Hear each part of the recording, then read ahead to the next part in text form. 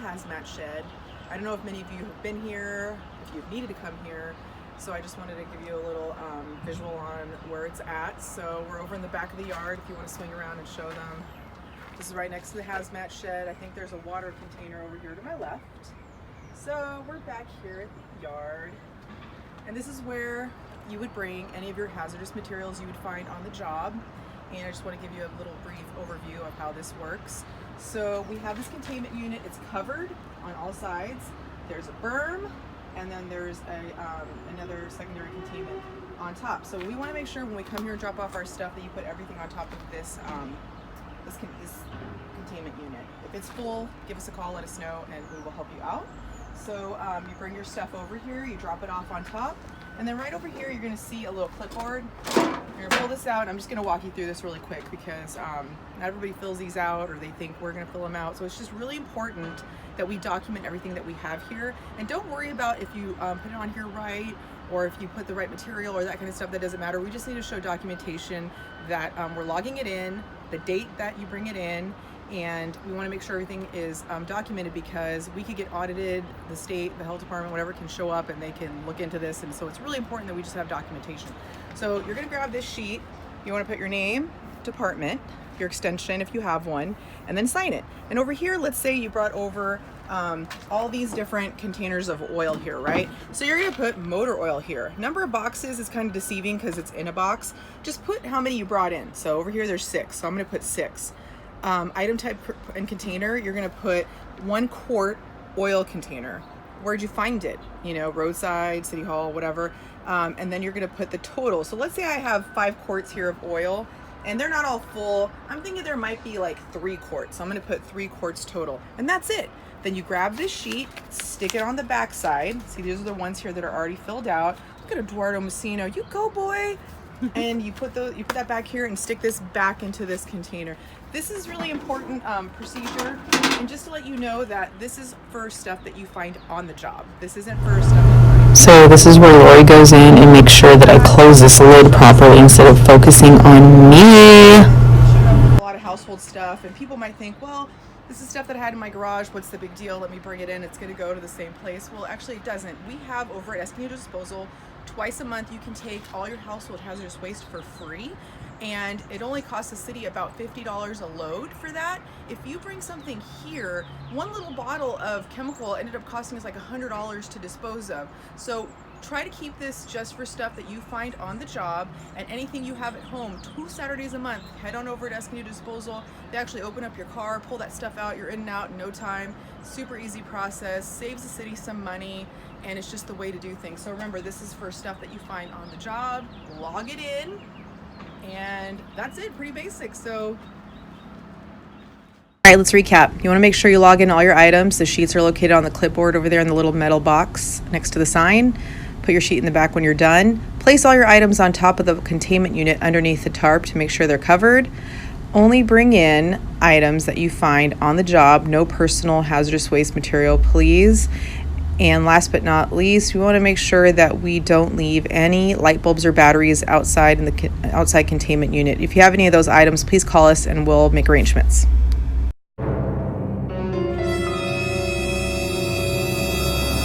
By the water building, come to check out one of the recycle bins and see what's going on in here. Doing a little audit. And all right, so there's not that much in here, but I already see a couple things that are wrong. Let's start off with this little used paper towel. People think, especially my kids at home, that it's a paper towel, it's paper, it can be recycled. It cannot. Number 1, it's soiled. Number 2, recycled paper that's made into toilet paper, tissues, paper towels, it's already been broken down as far as it can. So it's ended its life at that point. So it can't be recycled anymore. So just remember to keep paper towels, napkins, tissues out of the recycle bin. The second thing I see here is this plastic bag. So people think, again, it's plastic, it can be recycled. Plastic bags of any type cannot be recycled, so never put those in here. We want to put that in the trash can. And the last thing I'm seeing, like, I'm happy to see that the cardboard boxes made it in here, but they're not broken down. So please remember to break down those boxes when you put them in the recycle container. All right, we're over in the trash container. Lori's having a good laugh over here. Anyway, so you wouldn't normally see this in a trash bin anywhere else besides a city yard. But this barricade is actually made out of a rigid plastic and I believe can be recycled. So that could be something that's recyclable. Little paper sleeve could go in recycling, but then you see some snack bags and things like that and those gloves. That is actually trash, so this is awesome. So just a little fine tuning here in the water department. Now we're over by the wash station in the yard. We're gonna take a look at some of these bins, and already, I know you guys already know what I'm seeing in this recycle bin. Let me see what's in this bag. You're not supposed to put recyclables in trash bags. No bags can be recycled, so you wanna make sure it's loose in there. Sometimes people put shredding in bags, but usually it's a paper bag or clear bag, and then they know to open it up. But all right, so there are recyclables, but look at all these plastic bags. This cannot be recycled. So make sure you put look at all these bags. We want to make sure we keep these plastic bags out of the recycling container. It's gonna gum up the machines over at Escondido Disposal and There's Marilyn behind you. Show the Marilyn. Hey, Marilyn! Hi, what am I on? Doing a trash audit. Trash. Can I go through the trash too? We're gonna do a little. I'm just gonna throw out all my mail. It's all paper, so it can go in there. Okay, that's true. That's true. You girls have a lovely Container day. that I missed, and it looks like there's a lot of plastic in here and paper towels. So those little plastic bags in there that can't go in here. This takeout cup, you can take the lid and straw off and recycle that, but the paper has to go in the trash. And these paper towels should not go in there because she seems to want to talk because she's talking over me all the time. So let's see Just what. because it says it's recyclable doesn't mean that they recycle it at Well, that's confusing, Escondido Lori. Recycling. I know, and I'm sorry. So So this whenever you stuff get is those- not recyclable.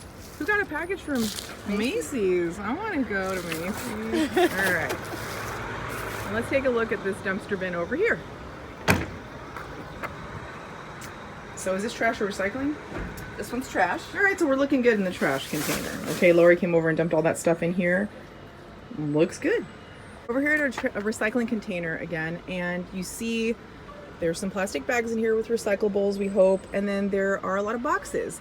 And the reason we ask you to break down these boxes is because they take up a lot of space, and eventually, like after a couple of boxes, this could become full, and then people will come here and see that it's full and probably end up putting that in the trash container.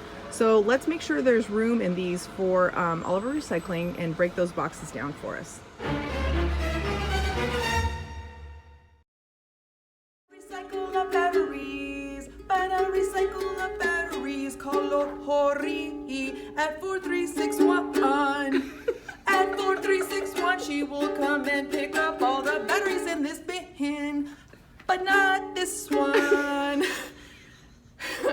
This one you have to mail out yourself. You got to read the instructions. It will tell you where to send that box. Oh yeah. If you look around in each department, you're going to find two of these containers. They're for battery recycling. This tub is for alkaline batteries. Once this gets full, you're going to want to call us. There's a number on the top. We'll swing by, pick them up, and say hello. And then the one next to it, the cardboard box, is actually for rechargeable batteries, for cell phone batteries, camera batteries, that kind of thing, the lithiums. You're going to want to take your battery. There's a little plastic bag. See how these are all bagged up? The bags are actually in front of this box. You bag it, you seal it, you drop it off. When this box gets full, you can actually, there's instructions on it to fold it all up, and there's a pre-postmarked label on the back. UPS can actually pick it up from your department.